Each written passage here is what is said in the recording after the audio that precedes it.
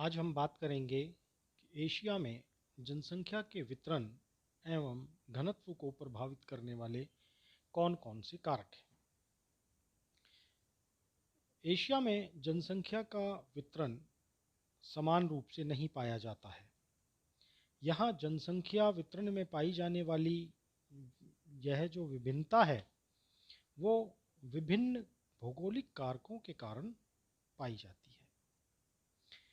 इन जो भौगोलिक कारकों को हम दो बड़े वर्गों में बांट सकते हैं। पहला है प्राकृतिक कारक और दूसरा है मानवीय कारक।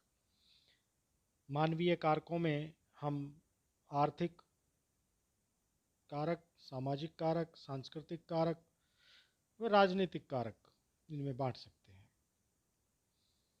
तो सबसे पहले हम देखते हैं कि जनसंख्या के वितरण और घनत्व को प्रभावित करने वाले प्राकृतिक कारक कौन कौन से हैं। सबसे पहले हम ले लेते हैं प्राकृतिक कारक में स्थिति, लोकेशन। अगर हम देखें तो एशिया की जनसंख्या के वितरण पर यहाँ की जो स्थिति है उसका बहुत महत्वपूर्ण प्रभाव पड़ता है।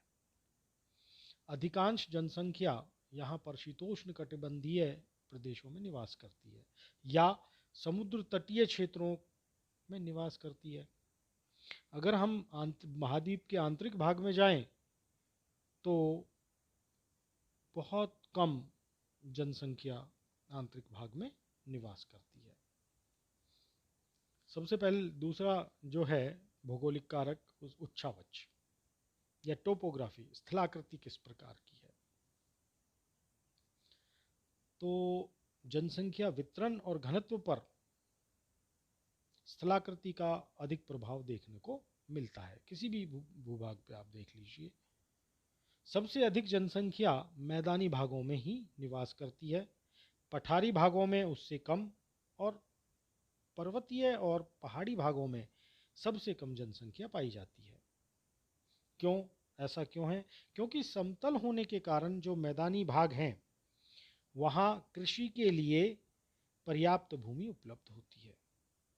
दूसरा, बहुत सारी जो सुविधाएं हैं जैसे यातायात की सुविधा है, सिंचाई की सुविधा है, व्यापार की सुविधा है वो बहुत अधिक सुलभ होती है।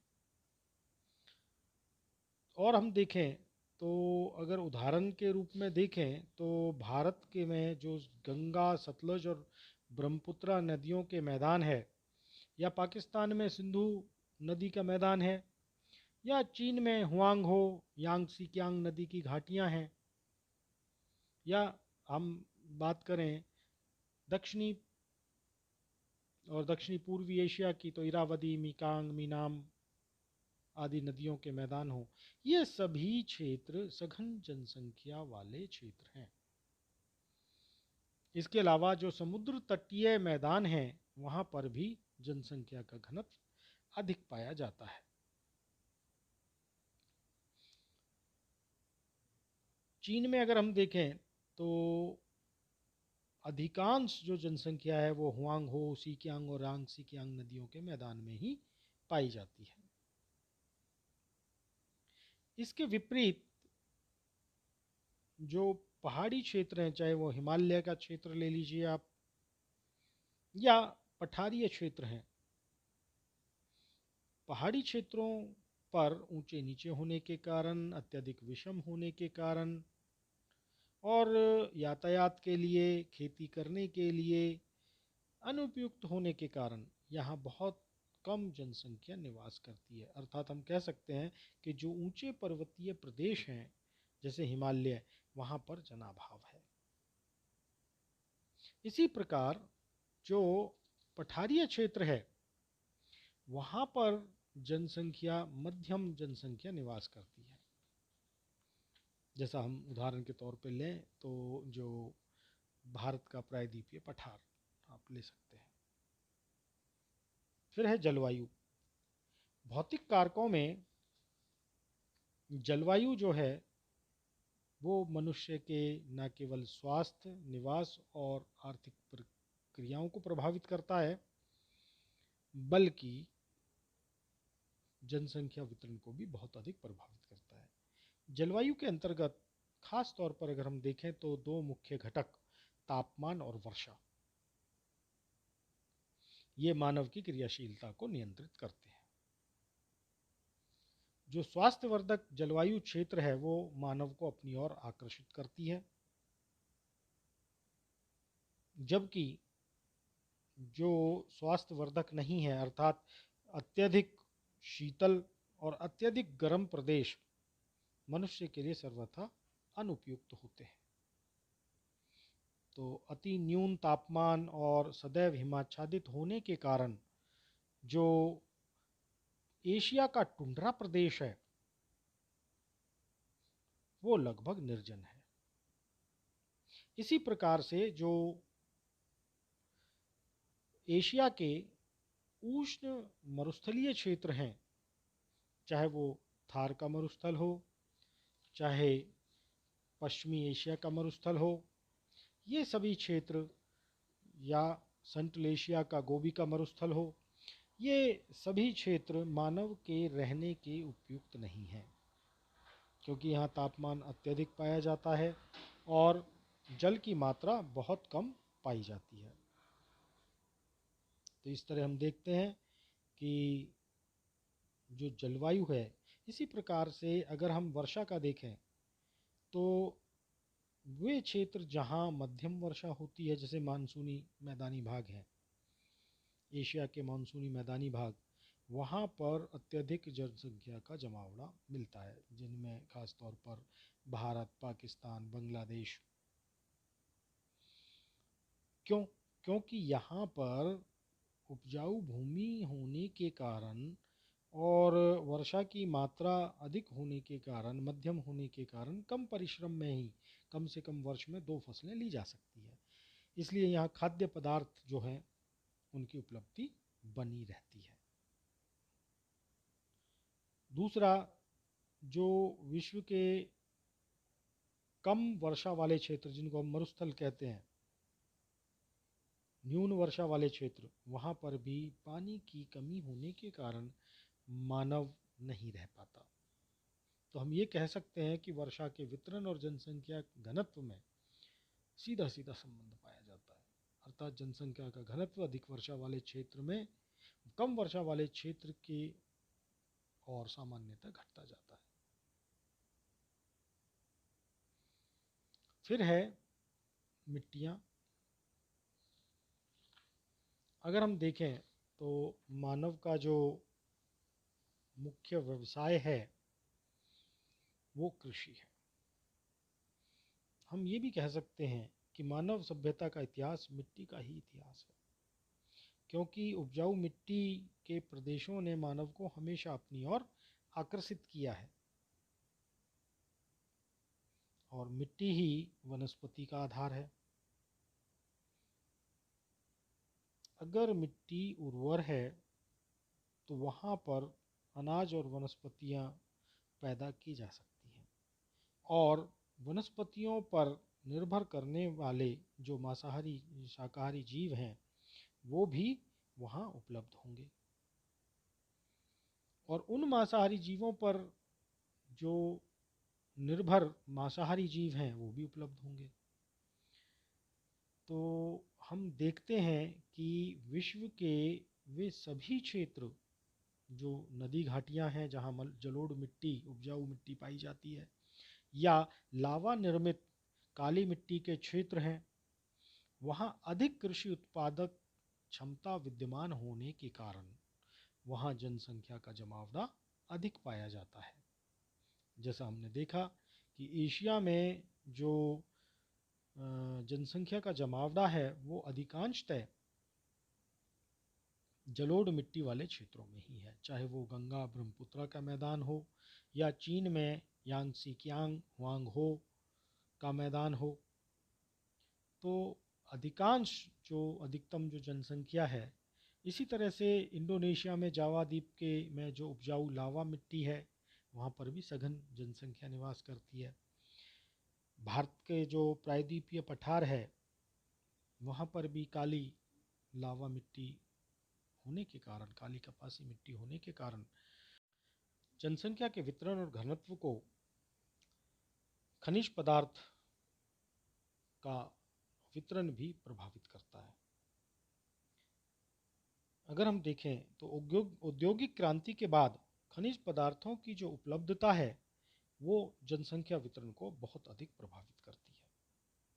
वे क्षेत्र जहां पर औद्योगिक खनिज उपलब्ध हैं या शक्ति के जो प्रमुख संसाधन हैं वो उपलब्ध हैं, वहां पर जनसंख्या अधिक पाई जाती है, क्योंकि वो वो वे क्षेत्र हैं जहां पर उद्योग भी अधिक लगे होंगे और उद्योगों के कारण वहां पर रोजगार की उपलब्धता भी होगी।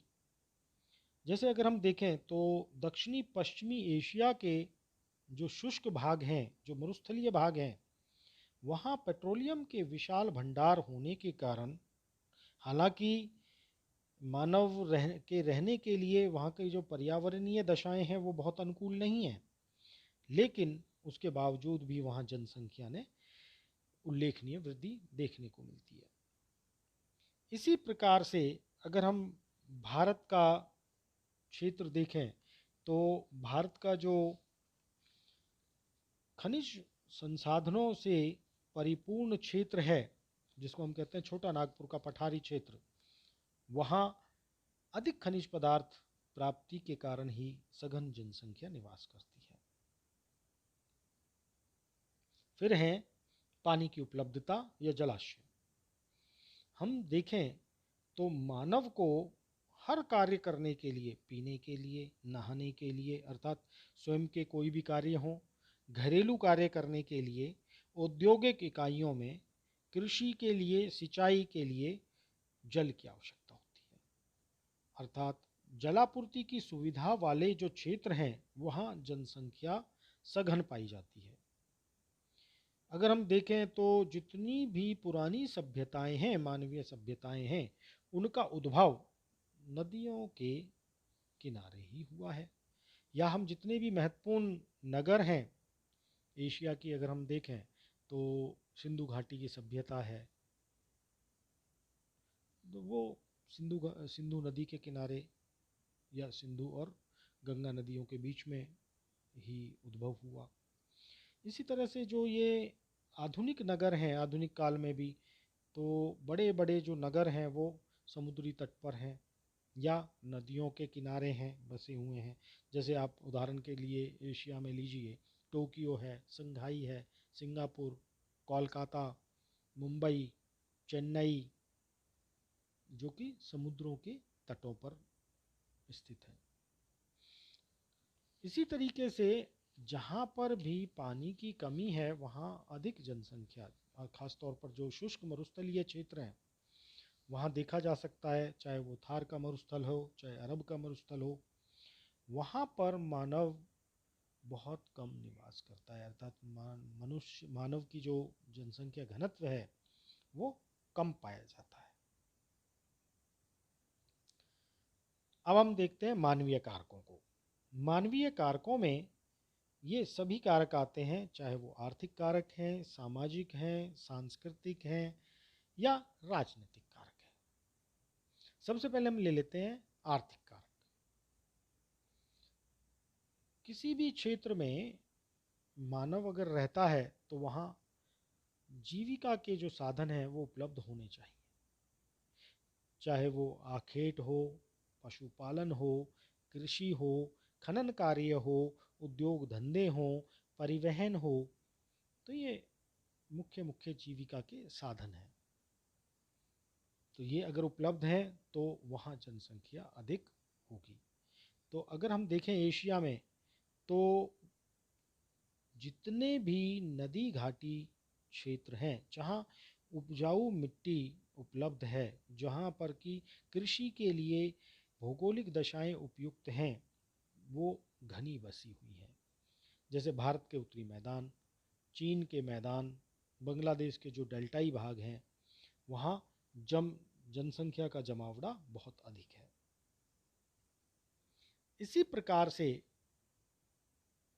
जहाँ पर भी खनिज संसाधन उपलब्ध हैं, या औद्योगिक विकास है, या हम कह सकते हैं आर्थिक दृष्टि से जहाँ क्रियाकलाप, द्वितीयक और तृतीयक क्रियाकलाप चलते हैं, वहाँ पर भी जनसंख्या अधिक पाई जाती है। फिर है सांस्कृतिक सामाजिक कारक। जो जनसंख्या वितरण है उस पर, अर्थात जनसंख्या वितरण के प्रतिरूपों पर सामाजिक संगठन, वर्ग भेद, रीति रिवाज, परंपराओं, धार्मिक विश्वास, भाग्यवादिता, तो इनका भी प्रभाव देखने को मिलता है। जैसे हम कह सकते हैं कि जो धार्मिक विश्वास और भाग्यवादिता के कारण ही एशिया के जो दक्षिणी और दक्षिणी पूर्वी भागों में स्थित देश हैं, वहाँ तीव्र जनसंख्या वृद्धि पाई जाती है, क्योंकि यहाँ के लोग जो जनसंख्या को नियंत्रित करने के लिए परिवार नियोजन की जो प्रक्रियाएं हैं, उनकी ओर बहुत ज़्यादा ध्यान नहीं देते। इसी प्रकार से जो पश्चिमी एशिया के देश हैं, जो कि मुस्लिम बहुल देश हैं, जो कि विकासशील देश हैं, वहाँ सामाजिक अवरोधों की जटिलता के कारण जनसंख्या की जो सघनता है उसमें भी चिंताजनक वृद्धि हो रही है। तो हम देखते हैं कि जनसंख्या के वितरण पर, उसके वृद्धि पर सामाजिक और सांस्कृतिक कारकों का बहुत प्रभाव पड़ता है। फिर है राजनीतिक कारक। जो सरकारी नीतियां हैं वो भी जनसंख्या के वितरण और घनत्व को किसी न किसी रूप में प्रभावित करती है।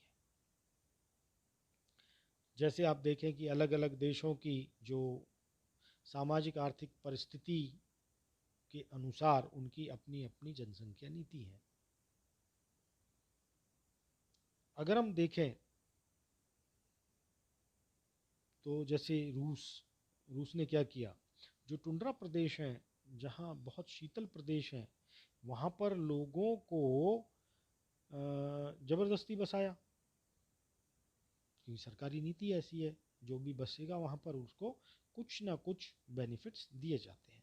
इसी प्रकार से अगर हम राजनीतिक कारकों में देखें तो भारत और पाकिस्तान का 1947 में विभाजन हुआ, और विभाजन के कारण बहुत अधिक जनसंख्या इधर से उधर हुई, जिसके कारण दोनों देशों में जो जनसंख्या का वितरण है उसमें बहुत ज़्यादा बदलाव या परिवर्तन देखने को मिलता है। तो इस तरह हम देखते हैं कि जनसंख्या के घनत्व और वितरण को न केवल भौतिक कारक प्रभावित करते हैं, बल्कि वहाँ पाए जाने वाले मानवीय क्रियाकलाप या मानवीय कारक भी जनसंख्या के वितरण को प्रभावित करते हैं। धन्यवाद।